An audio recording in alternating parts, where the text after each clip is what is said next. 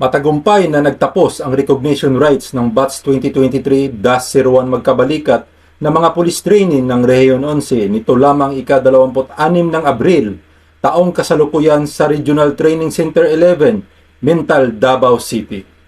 Ang naturang programa ay sinimulan ng National Anthem at sinundan ng panalangin.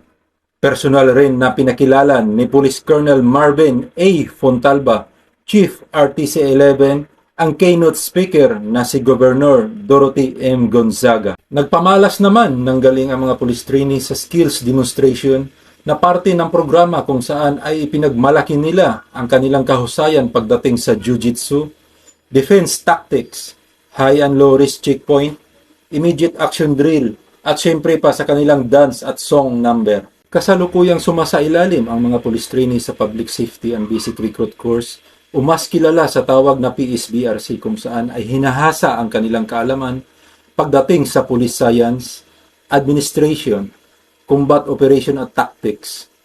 Maliban pa rito, ay binibigyang diin rin sa kanila ang kahalagahan ng tamang kilos at pag-uugali na kinakailangan upang magampanan ang kanilang responsibilidad sa serbisyo. Dito sa Regional Training Center 11, ako ang inyong PNN correspondent, Police Chief Master Sergeant James Auditor, alagad ng batas, taga-taguyod ng Balitang Pulis.